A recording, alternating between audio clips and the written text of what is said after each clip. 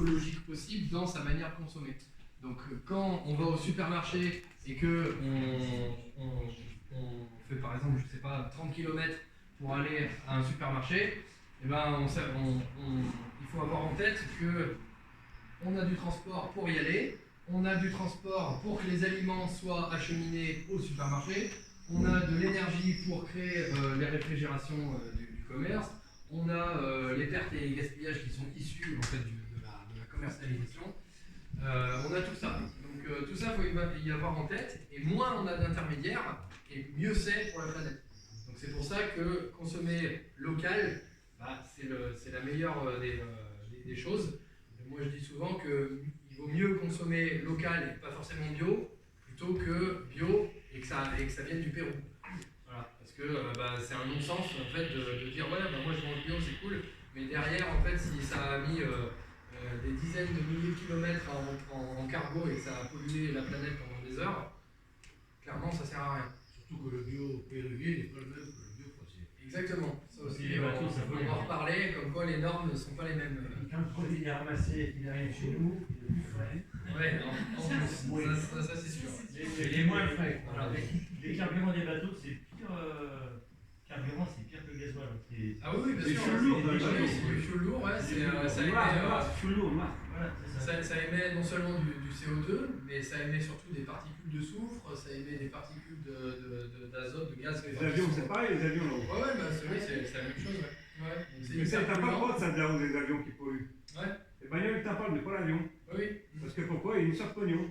Toujours pareil. Et tu vois, pareil, tu t'en reviens toujours au fric là. C'est ça. Tu sois dans n'importe quel truc, t'en reviens au fric.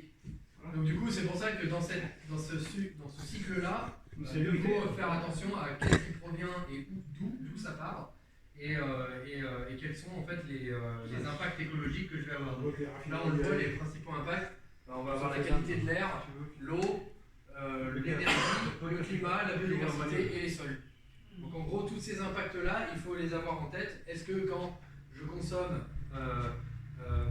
quelque chose de pas bio, est-ce que je n'ai pas un gros impact par rapport à la biodiversité et du sol? Si par exemple je consomme, je sais pas, du soja qui est issu d'Amérique latine, je vais avoir un impact des sols et de la biodiversité qui va être terrible parce que je vais contribuer à la déforestation de l'Amazonie pour créer du soja et pour créer des céréales justement qui vont arriver chez nous. Donc du coup, voilà, faut essayer d'avoir en tête tous ces impacts-là dans toute cette chaîne de transformation. Fais-y entrer dans la tête des gens ça. Ouais. Sur tous les milliards qu'on a en France là. Enfin, en France, sur la planète. Ouais. Quand tu vas les faire entrer, t'as du boulot. Hein. Ah bah ça c'est clair, ouais. C'est pour ça que je commence maintenant. Sur ton écologie.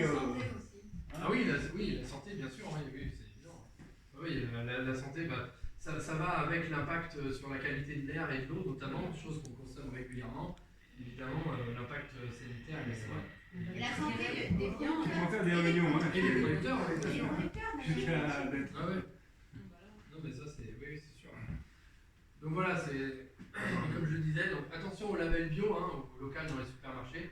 Acheter local ne veut pas dire acheter un produit sain pour l'environnement, pour la santé, et idem pour un produit labellisé bio dans un supermarché. Quand vous voyez ces petits pictogrammes, faut aussi se renseigner sur l'origine du produit et avoir en tête aussi que, comme tu l'as dit, les normes de l'Union européenne sur le bio ne sont pas les mêmes qu'en Amérique latine ou voilà.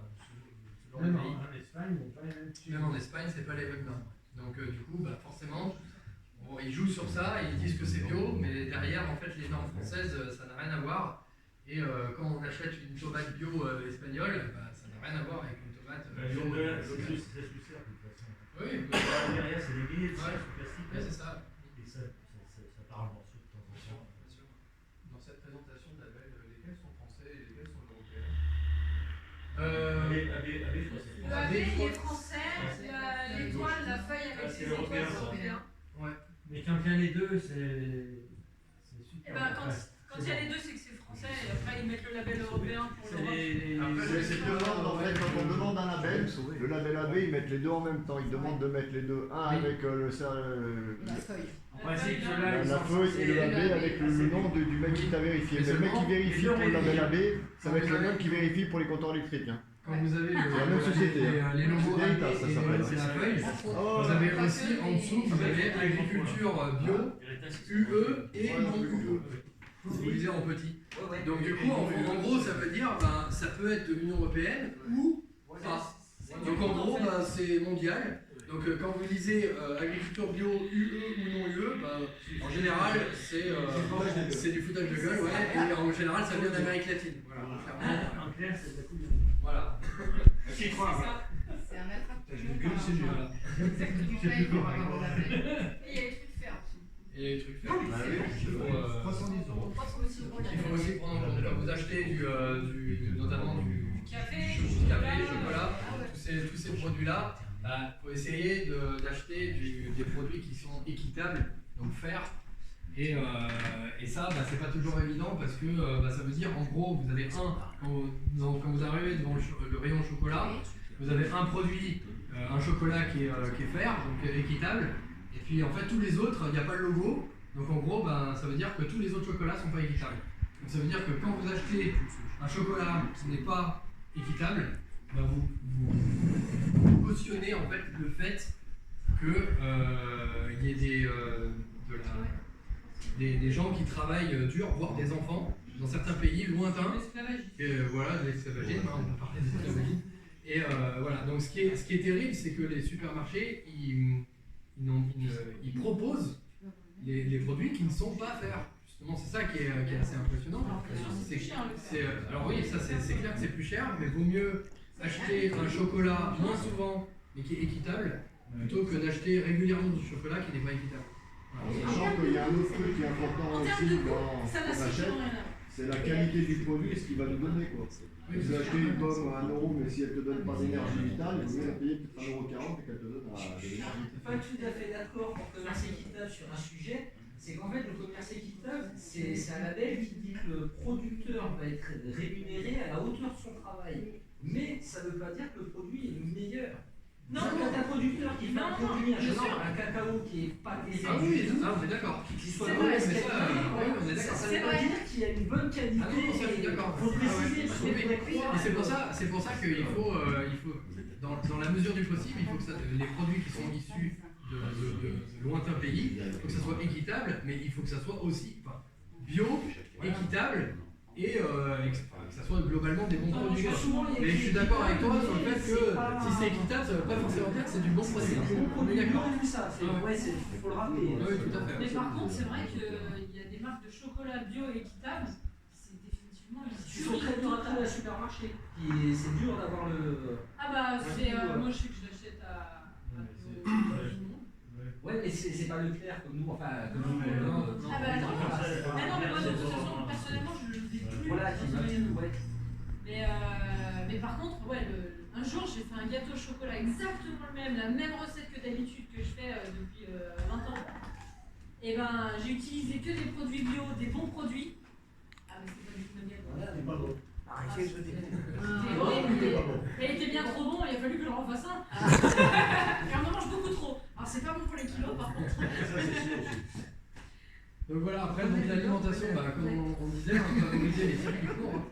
Ça c'est donc si on a la possibilité d'aller directement chez le producteur, c'est mieux. Donc on a plus de traçabilité du produit, on sait quel produit on achète directement. Il y a même carrément maintenant des agriculteurs qui proposent aux gens de venir cueillir directement sur le potager, quoi, dans leur champ. Et ça, voilà, en gros, ça facilite, ça résout pas mal de choses parce que le produit il est moins cher pour le consommateur parce que l'agriculteur, lui, il n'a pas à le ramasser, il n'a pas ça lui fait des coûts en moins, quoi. Donc c'est plutôt bien pour tout le monde. Et puis il est frais et il peut pas être plus frais. Donc ça c'est pas trop mal. Après, vous avez donc en producteur, au niveau des circuits courts, vous avez donc les ventes sur les marchés, les ventes à la ferme, les AMAP les aussi. marchés d'ailleurs, hein, parce que les marchés, des fois, il y a des Oui, les marchés, pareil, il y a tout il faut sur les faire marchés. Il y a de la recherche à faire à chaque Il y a de la marché. recherche, ouais. Ouais. Par contre, on a beaucoup de chance sur Rennes, il y a beaucoup de producteurs Oui, locaux oui. au marché du samedi. Et des producteurs. C'est un peu un des plus gros marchés. Oui. Ouais, ouais. C'est le deuxième marché de France. Ouais, le marché de France, ouais. Il y a beaucoup Et de donc sinon vous avez les AMAP. La gendarmerie, il y en a Les aussi. AMAP c'est bien pour AMAP c'est Pas autant.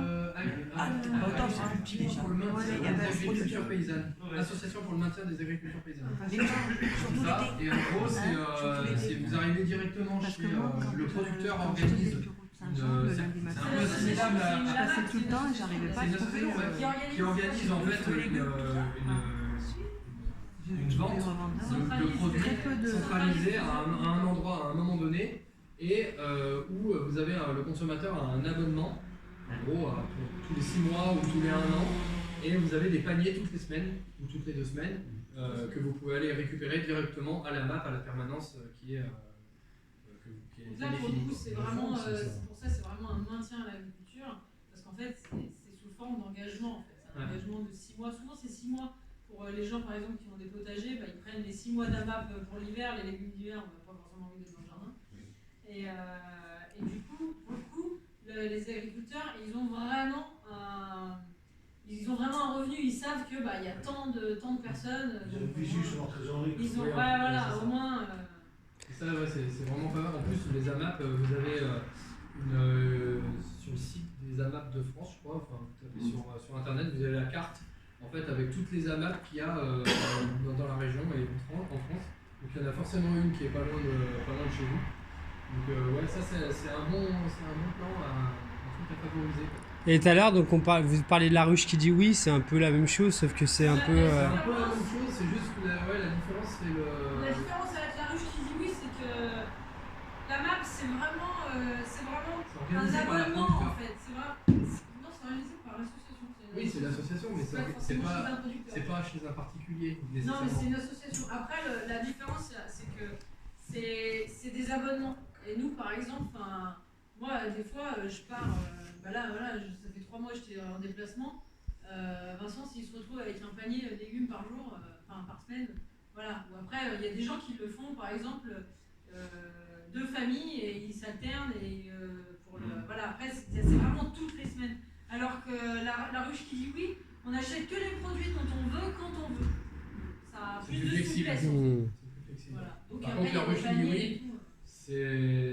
c'est moins bio que.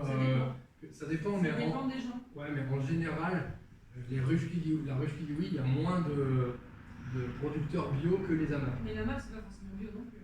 Oui, mais en général. Et la ruche qui dit oui, c'est plus cher. D'accord. Parce que forcément, en fait, vu que c'est quand même un système de site internet, il y a quand même une commission aussi qui revient à la personne qui accueille la ruche, donc chez lui, voilà, et le site internet. Donc du coup, les produits sont quand même plus chers que si on va dans un magasin producteur ou au marché de Vienne ou en AMAP. Voilà. Mais par contre, c'est très pratique quand on n'a pas forcément le temps de faire le tour des marchés, des producteurs, des machins. Voilà, c'est un peu le drive. Des fois, ça convient pas forcément à certains quotidiens en fait, pour chacun. Donc après, vous avez soit la ruche qui dit oui, soit le magasin directement de producteur. Et ça, c'est quoi la ronde La ronde des fermes. C'est des producteurs. C'est vraiment local. Les jardinets, les bulles alentours. Mais il y a un magasin comme ça à Vienne, là, juste en face d'Emmaüs. Oui, le panier enchanté. C'est Non, panier des enchanté. producteurs locaux, quoi. Même pour la viande. Il y a aussi un magasin, alors c'est un magasin plutôt éphémère, qui est à Saint-Romain-en-Galles tous les vendredis après-midi, je crois. Alors il faudrait que je me renseigne du nom, je ne l'ai pas en tête, mais je sais que c'est bio et local. Donc, à Saint-Romain, donc ça c'est plutôt cool. Ouais, je me renseigne sur le nom de ce truc-là. Et donc après, vous avez les circuits courts, la restauration. Écrit à Grenelle. Ça c'est Non, c'est la rue Marchand. c'est de la vente indirecte, mais quand même, c'est quand même... Ah bah peut-être alors. Peut-être. Donc ça fait de l'économie d'énergie, et puis et des revenus sécurisés, surtout pour le producteur, donc, comme on en parlait tout à l'heure. Par rapport à ça aussi, vous avez une marque, c'est qui le patron? Donc en fait, ils sont nés il y a 2-3 ans de ça, où ils se sont dit justement, c'était par rapport à la problématique de la rémunération des producteurs, c'est parti de là, et puis par rapport aussi à vraiment pouvoir suivre la filière. Et en fait, du coup, ils ont lancé leur marque, leur propre marque, c'est une marque de consommateur. C'est vraiment, ça a été lancé par les citoyens, quoi. Et c'est commencé par la brique de lait. Alors, vous pouvez taper la brique de lait de C'est qui le patron sur Internet, vous verrez 2-3 vidéos là-dessus. Et aujourd'hui, ils sont en train de vraiment développer les volumes, je dirais une bêtise, là, j'essaie de les faire venir, mais je peux plus. Mais les volumes qu'ils vendent, notamment sur le lait, c'est énorme, quoi. C'est vraiment développé. Et puis, tous les producteurs, en fait, ils s'y retrouvent, quoi. Parce que là, c'est vraiment les consommateurs qui vont choisir le prix qui vont acheter en fait l'aliment, qui se disent voilà, je veux du lait de telle qualité, ils définissent, par exemple le lait, c'est parti avec le lait, c'est parti comme ça. Ils ont répondu à un questionnaire, ils disent ok, donc on veut du lait de bonne qualité, qui nous protège, donc on veut que les vaches soient nourries de telle manière. Et de là, après, les consommateurs ont défini un prix, et c'est parti comme ça pour que les producteurs soient bien payés. C'est parti. Ouais.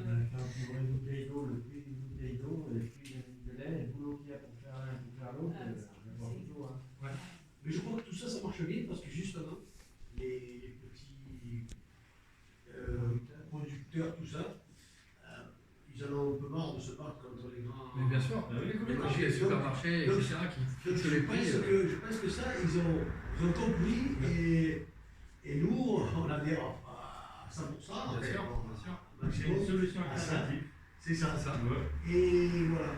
Et ce sont c'est pour ça que c'est bien d'avoir des trucs comme les organisations comme la Ruche qui dit oui, etc., qui centralisent justement les producteurs. C'est pour éviter d'aller faire des kilomètres avec sa voiture, parce que c'est ça aussi, c'est toujours pareil, faire des kilomètres avec sa voiture pour aller chercher le lait, faire des kilomètres avec sa voiture pour aller chercher la viande, pareil pour les œufs, etc. Là, si on centralise tout, maraîcher, la viande, enfin tout au même endroit, comme la Ruche qui dit oui ou les AMAP, ça évite, ça permet de faire qu'un seul trajet, pas très loin de chez soi et avoir des produits de bonne qualité. Les grandes surfaces, c'est ça, hein, Oui, bien sûr. C'est ça. Mais Vous pouvez pas le faire taire.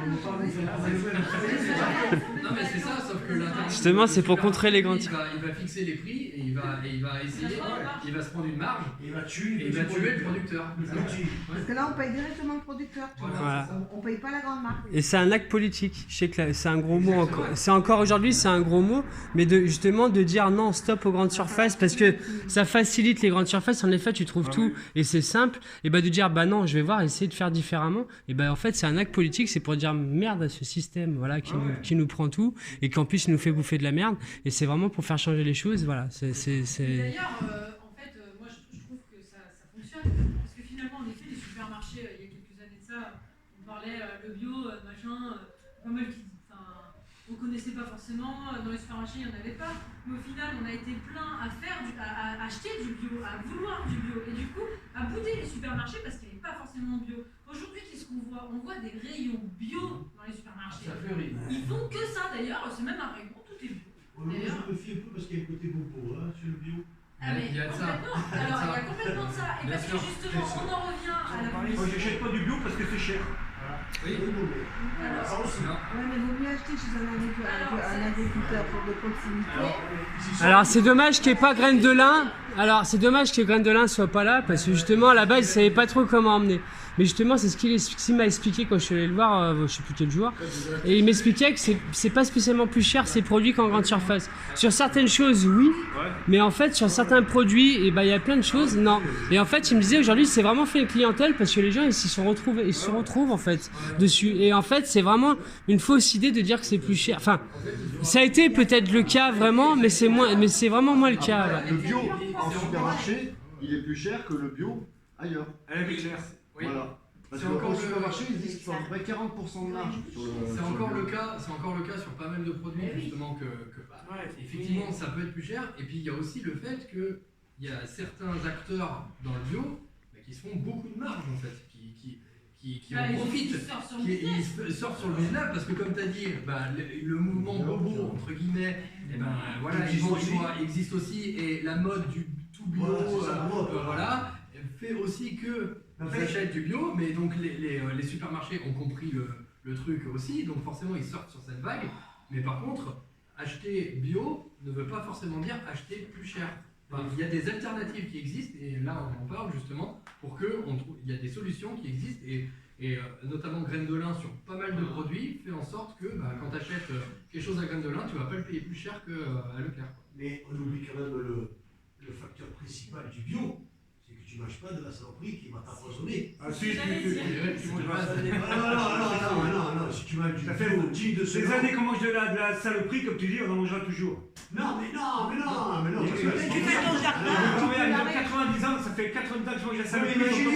Mais manger du bio. L'anglais, c'était du naturel, c'était pas... C'était les moyens d'acheter du bio. Mange du bio. Mais non, mais on est en train de te dire, c'est pas plus cher.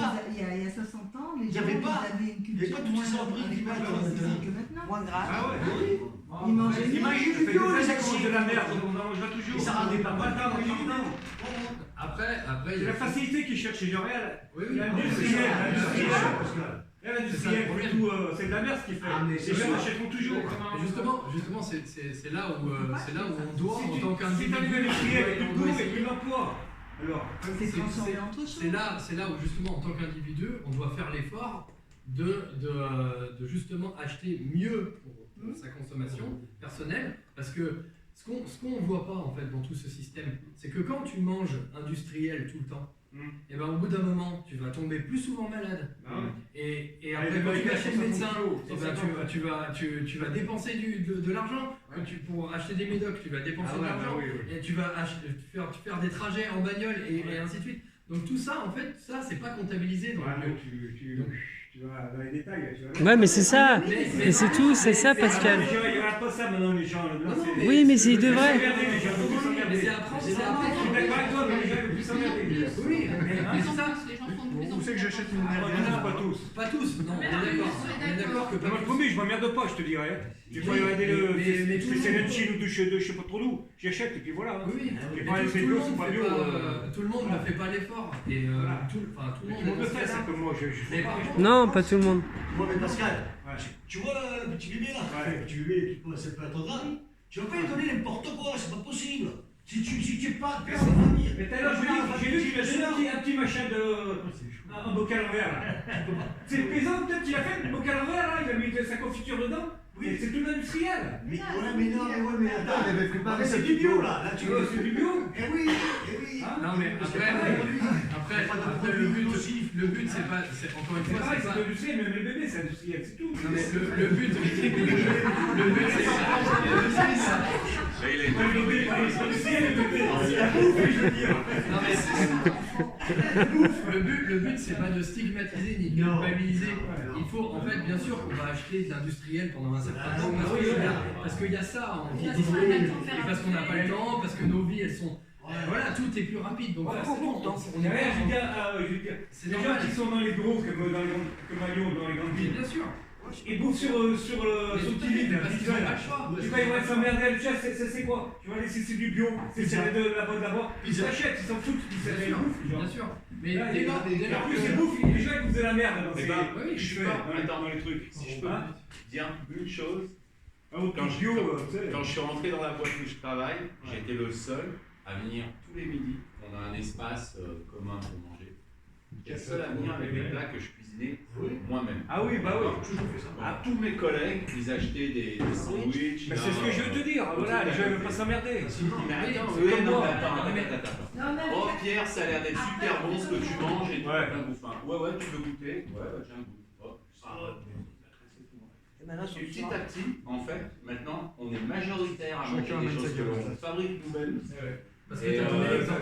non mais franchement, et je pense que en partie, c'est venu de mon exemple. Et à aucun moment, je leur disais, Faites comme moi. ce que vous mangez, c'est de la merde. Vous faites comme Je ne moi. pourrais pas manger des sandwichs. À aucun moment. Mais les gens ils prennent même plus le temps de bouffer maintenant. Les mecs, Oui, mais là, ouais, mais t'expliques que là, t'expliques qu'on peut être un exemple et faire changer les choses. Et que c'est ce qu'on essaie de Ils ont faire. leur ordinateur, c'est pas abouti. Ils prennent même pas le temps de bouffer. Mais regarde, Qu'est-ce qu'ils ont le temps d'acheter du bio, d'acheter de la vache machin qui a bouffé ci, qui a bouffé ça? Mais si, mais c'est. bien sûr que tout le le monde est hyper vite, bien sûr.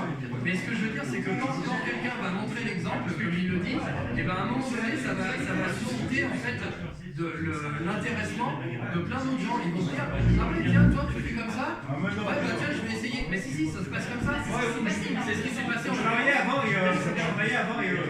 on avait notre gamelle. C'est un mec qui commençait comme le monsieur là. Donc à 5 gamelles, je m'étais fou, donc pourquoi tu t'en viens là? Ah, même déjà tout fait, tu as pu te faire réchauffer, je vois. C'est tout. Oui, mais toi. Parce que moi, boulot, je vais m'emmerder à faire chauffer. Oui, mais toi, Pascal. Non, mais c'est pas ça l'idée. Tout le monde est comme ça maintenant. Non. Tout le monde n'est pas comme ça. C'est vrai qu'il y a une... Là où je suis d'accord avec toi, c'est qu'il y a une majorité qui est comme ça. Ça c'est vrai.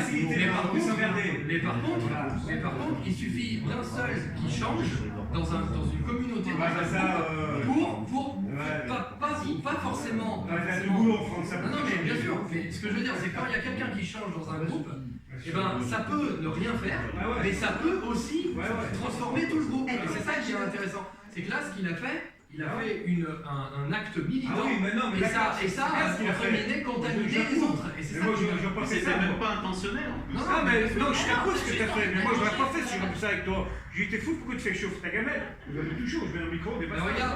Regarde, c'est pas une petite sieste avant de reprendre le boulot. Mais au final, c'est la même chose. Tout le monde est comme ça maintenant, tout le monde. Non. On va pas le soir à la maison. Quand t'arrives le midi là-bas, tu mets dans le micro. Chez moi? Non, c'est toi, tu ne parles pas le soir. Le matin, quand t'arrives au boulot, tu mets dans le micro. Regarde, c'est écologique. Ça c'est pareil. Ça c'est pareil, tu viens, là, Soline, elle a déjà fait ça plusieurs fois. C'est quoi ça? Ça c'est une bouteille en inox pour l'eau. Dans son métier, T'as laissé parler. Elle est intermittente du spectacle. Ils utilisent énormément que ça de bouteilles de petites bouteilles en plastique à la base. Elle, un jour, ce qu'elle a fait, elle est revenue avec ça. Et puis elle a rien dit, hein. Elle a pas dit ah bah faites comme moi ou toi tu utilises du plastique, c'est nul. Non, elle a pris ça, c'est tout. Et après, au bout d'un moment, petit à petit, mais pourquoi t'as ta gourde et tout? Ah bah oui, moi je veux pas utiliser de plastique. Et voilà, c'est pour ça que j'ai acheté ça. Et là, petit à petit, bah, les gens ils se sont mis à faire pareil. Et c'est ça en fait, c'est juste montrer l'exemple sans dénoncer, sans forcément stigmatiser l'autre, sans culpabiliser soi-même qu'on n'a pas encore fait nous-mêmes, mais juste montrer l'exemple à un moment donné et faire l'effort. Et c'est surtout ça, c'est là où on regarde à faire l'effort sur C'est pour ça qu'on a acheté des verres en verre. C'est dur, mais... Pas bien raté. Il n'y a pas à en faire rentrer dans la tête. Il y a Gandhi qui disait un truc extraordinaire, il disait sois le changement que tu veux pour le monde. Donc si tu as envie qu'il n'y ait plus de guerre dans le monde, il faut être conquérant. Ça va être un gros problème dans les années à venir en fait. Et tu paieras peut-être un certain Parce que beaucoup de gens commencent à avoir des groupes parce que vu qu'ils ont des bouchons. Ça sera pas autorisé. Mais moi je travaille, donc moi. Parce que l'animal, il a mangé. L'être est tué pour plaisir. Bon, on va enchaîner, ouais. Allez, Pascal, maintenant, t'écoutes. Alors, qui c'est qui a du scotch? Donc, c'est que la vérité, je te dis. Ouais, mais non, mais attends, si on va pas. La consommation de produits d'origine animale, donc produits d'origine animale consommés par l'humanité en un an. Donc on voit en fait en millions de tonnes ce que ça fait. Donc 115 millions de tonnes pour le porc, 108 millions pour le poulet, 68 millions pour le bœuf, etc. Et donc on arrive à 311 millions de tonnes de viande, ce qui fait à peu près 60 milliards d'animaux tués par an dans le monde pour la consommation des êtres humains. Donc ça c'est des chiffres qui peuvent faire donner le tournis. Il faut savoir qu'un Américain moyen, il consomme, il mange dans sa vie, pour un seul Américain, il doit tuer 21 000 animaux. C'est comme ils sont gros, les Américains. C'est pas les Américains. Donc c'est pour, voilà, c'est une idée de comparaison en fait pour voir que c'est quand même incroyable en fait le nombre d'animaux qui sont tués. Mais ouais, après si c'est lui ou pas, il faut la faire. Donc voilà, ça il faut l'avoir pour avoir ces chiffres un peu en tête quoi. Et donc ces produits d'animaux, ils ont un besoin mais colossal en plusieurs choses et notamment en eau. Donc là, bah, on voit dans ce petit diagramme qui fait que bah, plus vous avez là c'est la production végétale, là c'est la production animale. Donc plus vous avez une production végétale et moins vous avez une consommation en eau importante, et plus vous avez une consommation de production animale, et notamment la viande de bœuf, qui culmine à 15 500 litres d'eau pour 1 kg de produit, pour un seul kilo de produit. Donc en gros, pardon ? C'est étonnant le fromage qui soit entre la viande de porc et la viande de bœuf. Bah oui, parce que ça utilise en fait le fromage, ils utilisent principalement des vaches. Et donc les vaches, bah, c'est pareil, c'est de la production. Même si c'est pas de la production en tant que telle, en tant que produit animal. Il faut plus de vaches, il faut énormément donc de vaches. tu manges plus de viande alors? De lait et... Moi non, moi je mange. Et quand tu manges des salades, il faut pas de l'eau pour la faire pousser? Non, mais c'est un malin. C'est là, regarde, c'est là. Allez, regarde ce qu'il te présente, au lieu de gueuler sur tous les trucs. Écoute un peu là. Il faut de l'eau pour manger. Mais oui, mais regarde, 10 fois moins, c'est ce qu'ils te disent. Attention, oui, Qu'on soit clair, je stigmatise personne. L'eau c'est vital. Oui, mais comparé à une tranche d'1 kilo de viande, Ouais, mais ouais. Non, mais pour manger une salade, t'en as pour 500 litres. Pour qu'on soit clair. Ça fait une économie d'eau. Ah ouais. Mais que de vidéo, quand tu te laves, tu regardes. Allez, s'il vous plaît, écoutez Vincent là. Écoute Vincent. Mais non, ça ne plus maintenant. Pour finir, Tu te laves plus alors, t'es Chut, écoute Vincent. je stigmatise personne qui mange de la viande. Tout le monde a le droit de manger de la viande. Il n'y a aucun problème avec ça. Écoute-le. Je fais un constat. Il y a un constat. C'est pas moi en fait. C'est. Oui, non, mais je suis d'accord avec toi. Là, pour le coup, voilà, on fait un constat globalement qui est de dire que en gros, plus on fait de la production végétale, donc des salades comme tu dis, etc. Moins on consomme d'eau. Mais fais pareil quand tu prends une douche. Tu as consommé tant d'eau, ou tu prends une douche, tant d'eau, c'est pareil. Non, c'est pas pareil. Non, mais c'est un malin. C'est 20 litres d'eau, ils ont fait 30, Ouais, il a fait un 40. Non, c'est pas pareil. Je crois que c'est les réunions à l'école, il devait pas aimer l'école, je pense. C'est la réunion, il aime pas. C'est comme, en gros, c'est comme si tu me dis, bah, il y en a un qui prend sa douche pendant 14 heures et l'autre qui prend sa douche pendant 5 minutes. Bah, il n'y a personne qui prend sa douche pendant 14 heures. Là, tu vois, là, c'est un peu la même chose. En gros, là, ça, c'est la douche de 5 minutes, ça, c'est la douche de 14 heures. Donc, en gros, c'est la consommation que tu choisis. Donc, plus tu choisis une consommation végétale, et moins tu contribues au besoin en eau. Et pareil pour la viande. Et donc, plus tu vas vers la viande de bœuf, on voit que c'est un pic incroyable. Donc c'est ça en fait, il faut juste faire le constat de ça et se dire, bah, si j'ai quelque chose à changer dans ma vie, dans ma consommation, dans ma manière de consommer pour avoir moins d'impact en eau sur la planète, est-ce que ça va devenir problématique? Il faut essayer de tendre vers ça. Par exemple, si moi je suis un gros bouffeur de pommes, bah ça va, je suis là-dedans. Je consomme pas beaucoup d'eau, mais si je suis un gros mangeur de viande de bœuf notamment, je vais me dire, bon, bah, je vais peut-être réduire la viande de bœuf. Et je vais manger du poulet. Mais regarde les paysans, ils ont les hectares de champs, ils font pousser du blé, je sais pas trop quoi, des patates, j'en sais rien quoi. Il faut qu'ils arrosent les mecs. 1300 litres au carré. Mais il faut des kilomètres d'eau là, des mais ça n'a rien à voir par rapport à la viande de bœuf, c'est ça qui est correspondance. Tu fais. Non mais tu sais bien. Tu vois, les graines de soja, les graines de pain, tout ça, là, ça consomme, ça consomme 1800 litres d'eau pour 1 kg de graines de soja. Donc, tu as 1 kg de graines de soja, ça consomme 1800 litres d'eau. Là, tu as 1 kg, ta pièce de bœuf, 1 kg, et ben elle va consommer mais 10 fois plus. Et par rapport à l'exemple que tu viens de dire, parce qu'il faut beaucoup de culture pour les nourrir. Donc en fait, pour nourrir la viande de bœuf, les vaches, il faut vraiment énormément de culture qu'on va leur donner alors qu'on a une faune alimentaire et c'est ce qui fait aussi ce chiffre si élevé. Et donc, en gros, il y a une petite comparaison que j'aime bien faire là-dessus. C'est quand vous mangez un burger, juste un hamburger avec un petit steak, comme avec nous par exemple, un hamburger, ça équivaut en besoin en eau, ça équivaut à plus de 2000 litres. Ah ouais? Un simple hamburger. Donc en gros, ça veut dire 2000 litres d'eau, avec tout ce que ça comprend, hein, la nourriture pour l'animal qui a été les besoins en eau pour l'animal, etc. Donc en gros, ça veut dire que quand vous comparez ça, vous comparez le gars qui bouffe un burger et le gars qui arrose son jardin, et même plus que son jardin, qui arrose tout le quartier, qui inonde le quartier avec son jet d'eau et qui gaspille 2000 litres d'eau.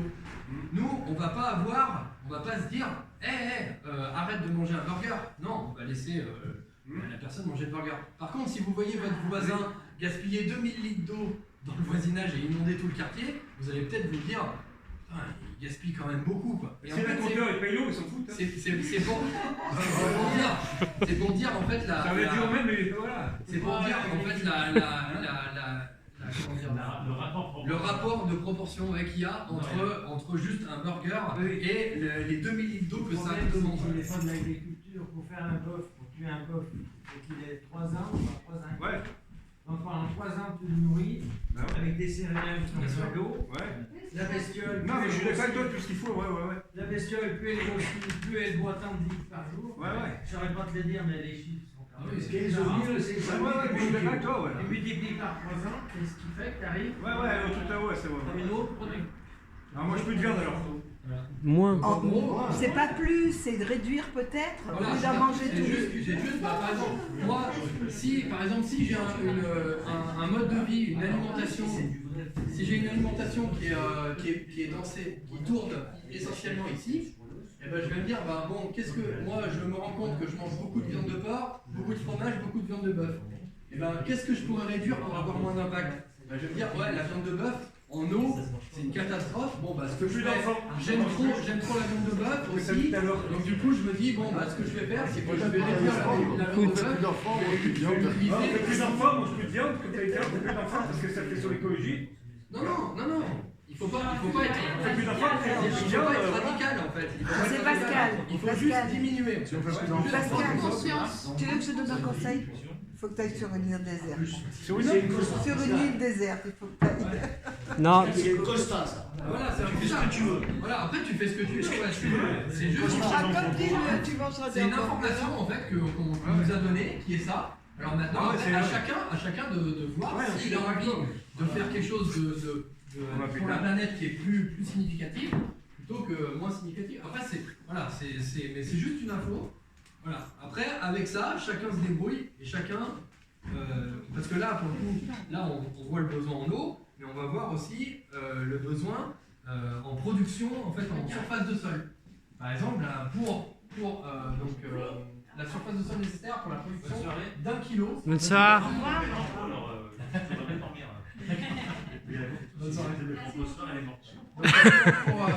En surface de sol, par exemple, là on n'est plus sur le besoin en eau, on est sur la surface de sol nécessaire pour produire 1 kg de bœuf. Donc pour 1 kg de bœuf, la surface de sol, on est à 323 mètres carrés. Ouais, mais c'est tous des calculs savants, ça c'est. Ah, oui, non, écoute. C'est-à-dire que pour 1 kg de bœuf, il faut 320 mètres carrés. Pour 1 kg de pommes de terre, il faut 6 mètres carrés. Donc on voit le ratio entre 1 kg de pommes de terre et 1 kg de bœuf, le nombre de mètres carrés qu'il faut. Ouais, mais l'un et l'autre, c'est machin de savant ça. Mais pas du tout. On va calculer ma gauche, manger trop une patate, ça veut dire que tu sais pas, ça. Mais non, mais c'est pour t'éclairer, c'est pour te faire prendre conscience. C'est juste par exemple, si toi, tu as 1000 mètres carrés, tu as 1000 mètres carrés de champ, tu veux survivre avec ces 1000 mètres carrés, et ben tu auras 3 kg de bœuf dans tes 1000 mètres carrés. Alors que tu auras, je sais pas, s'il faut. Ouais, mais c'est.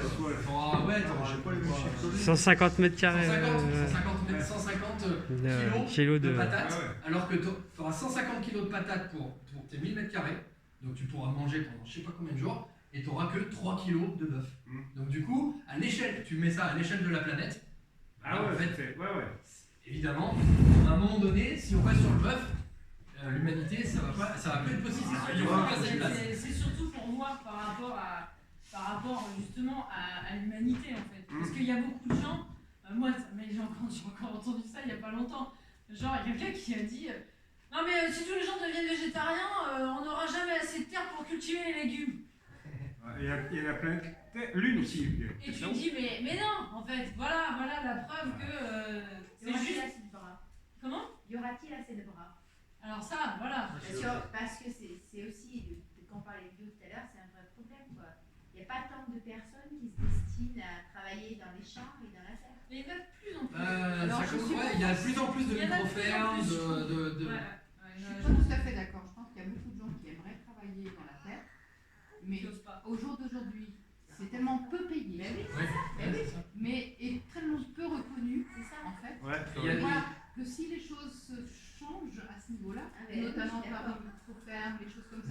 y a quand même des gens qui viennent Bien sûr. voilà, par rapport à l'éthique, par rapport à plein de choses. Il y a de plus en plus de gens qui se non, mais dirigent c'est vers l'autonomie.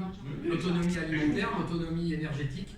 Et tous ces gens-là, en fait, c'est des gens qui cherchent justement à prévoir en fait, l'avenir, notamment au niveau énergétique, mais au niveau alimentaire aussi. Et donc, tous ces gens-là, ils vont adopter un mode de vie, donc on va le voir après, de permaculture, qui fait que tu n'as pas besoin de beaucoup travailler pour avoir une bonne quantité de légumes pour survivre.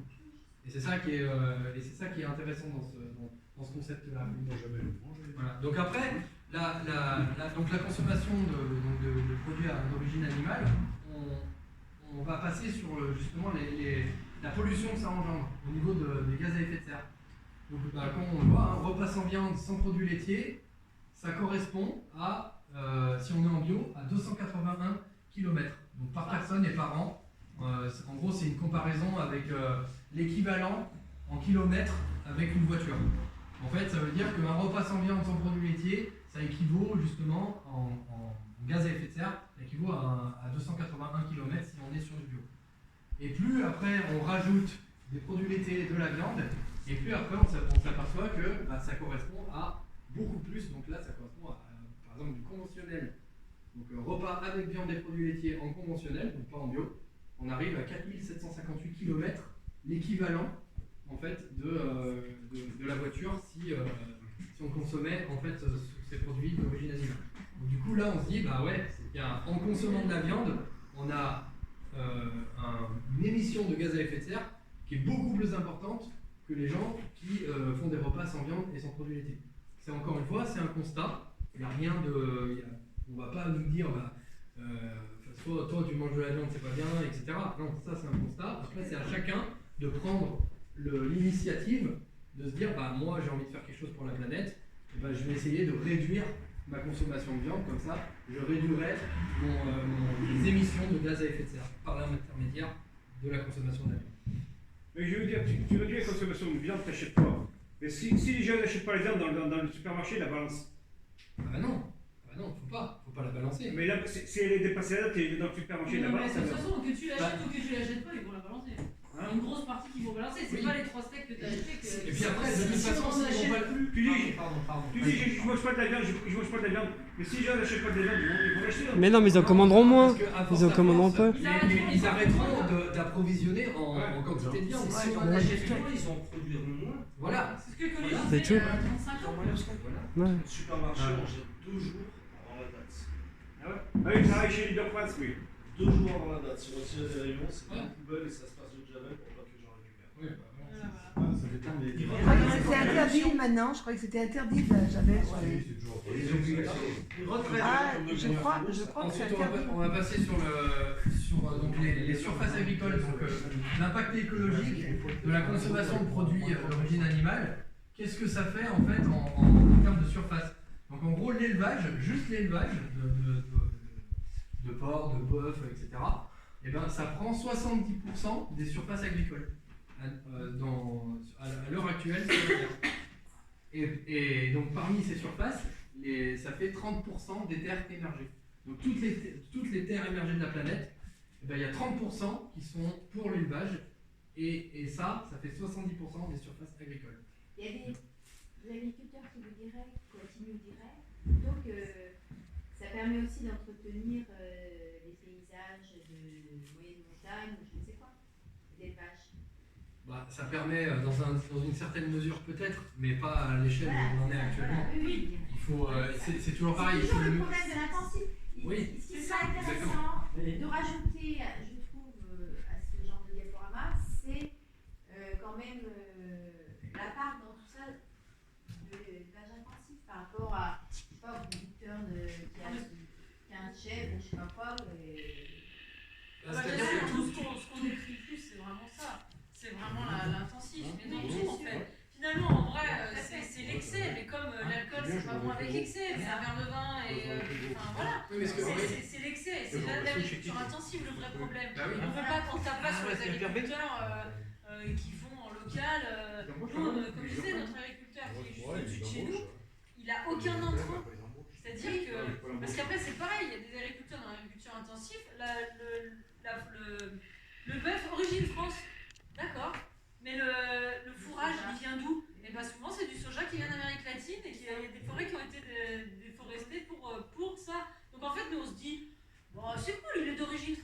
paye un éleveur. Sauf qu'au final, bah, on se fait encore avoir. Alors que nous, là, nos paysans, notre ami le paysan du coin là-haut, eh ben, il n'a aucun enfant. Il fait ses propres fourrages. Ce qu'il y a, c'est que l'agriculture intensive, en fait, elle n'a pas forcément lieu d'être. C'est-à-dire qu'on peut faire de l'agriculture qui n'est pas intensive, mais qui préserve en fait l'environnement. En fait, tout est une question d'équilibre au moment où on a des ressources et on a de la consommation. Donc en fait, tant qu'on est dans cet équilibre-là, ça va. Sauf que là, pour l'instant, on est en total déséquilibre à cause de l'intensif. C'est là où ça pose problème. Nous sommes Oui, bien sûr. Ça fait l'objet d'une représentation, mais oui, le FEMA joue un gros rôle là-dessus, évidemment. Donc les solutions alternatives, c'est déjà réduire la consommation de viande, en particulier la viande rouge, donc la viande de bœuf, comme on a vu tout à l'heure, parce que justement ça consomme énormément d'eau, ça consomme énormément de surface, ça a besoin d'intrants qui est issu de pays lointains, qui fait que ça déforeste beaucoup et ça émet beaucoup de gaz à effet de serre. Donc tout ça fait que réduire la consommation de viande à l'échelle nationale va faire que on va avoir moins de besoin en eau, moins de gaz à effet de serre, etc. Donc ça c'est important, essayer de réduire sans pour autant arrêter. On ne dit pas qu'il faut arrêter, mais en tout cas, dans le constat écologique, on dit voilà, il faut essayer de réduire cette consommation. Privilégier la consommation déjà de viande blanche, donc tout ce qui est poulet, etc. Comme on a vu tout à l'heure, ça utilise beaucoup moins d'eau, ça utilise moins de surface, etc. Après, limiter et consommer donc, le poisson de manière saisonnière, donc c'est comme les fruits, les légumes, il faut, le poisson, il faut attendre qu'il se reproduise pour en consommer, parce que si on fait comme il y a quelques années avec le thon rouge en Méditerranée, on n'attend pas que le poisson se reproduise, et du coup, après, la biodiversité, elle s'effondre, l'espèce est menacée, et voire carrément éteinte dans certains cas. Donc du coup, voilà, faut essayer de consommer toujours en réfléchissant, en ayant conscience en fait de est-ce que je consomme plus que je produis, est-ce que je limite ma consommation pour la planète et parce que on est dans un endroit où il y a beaucoup de gens qui veulent aussi la même chose. Donc par le fait que beaucoup de gens veulent la même chose, il faut partager. Voilà. C'est un peu ça l'idée. Donc l'idéal, bien sûr, c'est de consommer pas de produits d'origine animale si on veut être totalement en adéquation finalement avec la nature. Mais après, on peut ne pas être dans ce cas de figure, il n'y a pas de problème. Mais par contre, si vous décidez d'être dans ce cas de figure, c'est possible, mais en complétant avec des produits, des protéines végétales, donc tout ce qui est légumineuses, céréales et autres. Donc là, on a un petit tableau avec tout ce qu'on peut utiliser, donc le pois chiche, les haricots, les pois cassés, le soja, etc. Enfin, tout ça, en fait, associé à des céréales, fait que vous avez, d'un point de vue santé en tout cas, vous avez les protéines nécessaires pour fonctionner correctement. Voilà. On n'a pas besoin nécessairement de produits d'origine animale pour fonctionner, pour que notre corps fonctionne correctement. Voilà. Par rapport aux alternatives, il y a une chose importante aussi, c'est l'application Yuka. Pour ceux qui ne connaissent pas, je vous conseille vraiment de l'installer et de scanner un petit peu ce que vous achetez. Il faut savoir, c'est que Yuka, en fait, il va vraiment mettre des catégories aux aliments que vous allez acheter et mettre des mauvaises notes aux produits qui sont pas bons. Et il faut savoir qu'ils ont fait changer pas mal de choses. On voit notamment le jambon. Aujourd'hui, s'il y a des jambons sans nitrite, etc., ou sans antibiotiques, on voit sur beaucoup d'aliments où on voit sans antibiotiques, etc., et ben c'est grâce à Yuka, parce que qui permet d'alerter les gens, et du coup, les gens demandent du changement. Et voilà, on est vraiment en plein dedans. C'est encore un exemple de plus qu'on est en train de faire changer les choses. Et voilà. Et ça, Yuka, c'est un outil pour se renseigner et savoir. Dans la même veine, il y a BayerNote. Et BayerNote, en fait, c'est pareil, c'est une application, ça dit aussi si c'est bon ou pas, mais c'est quand même moins précis que Yuka, je pense. Mais c'est surtout, ça dit s'il y a des campagnes de boycott. Donc, par exemple, la dernière fois, moi j'ai scanné des trucs, genre c'était Lu. Et en fait, Lu, il y a une grosse scandale de boycott par rapport à l'huile de palme et à la déforestation de partout. Et puis, par exemple, Haribo aussi. Haribo, il y a 2 campagnes de boycott. Donc ça dit s'il y a des campagnes en cours, tout ça. c'est pour la maltraitance animale par rapport à la gélatine de porc, et pour les conditions de travail au Brésil, pour les gens qui récupèrent la gomme, là, un peu. Et en fait, voilà, Bayernot, moi j'étais pas du tout au courant de ces scandales-là par rapport notamment à Haribo. Et voilà, c'est pas mal aussi. C'est plus côté vraiment multinational. Du coup, en parlant d'huile de palme, on arrive à la slide sur l'huile de palme. Donc l'huile de palme en quelques chiffres, voilà, Indonésie et Malaisie, donc ça concentre les 87% de la production mondiale d'huile de palme. Donc c'est dans cet endroit du monde, pratiquement, il y a la forêt primaire qui est en train d'être complètement détruite par justement la plantation de palmiers pour produire de l'huile de palme.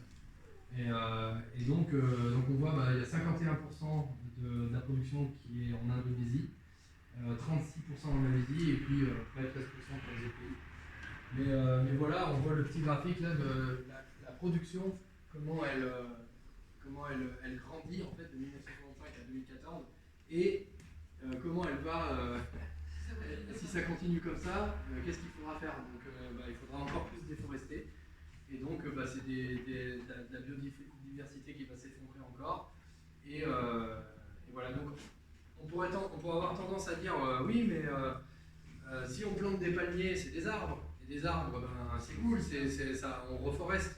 Sauf que comme je l'ai dit en début de présentation, quand on plante des arbres, et notamment de la monoculture, donc comme des palmiers à huile, justement c'est de la monoculture, on voit des champs à perte de vue sur ça, et ça va provoquer de l'érosion de sol qui va faire que après, au début ça va être planté, ok, 1 an, 2 ans, 3 ans, et puis au bout d'un moment, après, les sols ils vont être tellement pauvres en nutriments qu'il n'y a plus rien qui va pousser. Et c'est déjà le cas en fait dans certaines zones du globe où en fait il n'y a plus rien qui pousse parce que ça devient des déserts carrément. Donc c'est pour ça il faut essayer toujours d'avoir ces chiffres-là en tête pour essayer de consommer le moins de produits avec de l'huile de palme à l'intérieur. Là comme on voit là par exemple.